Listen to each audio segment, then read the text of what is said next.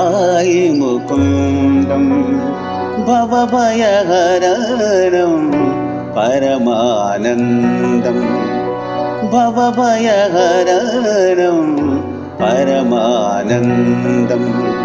भज रे मानस साई मुकुन्दं भवभयहरणं परमानन्दम् इह परदायक ईश्वर रूपम्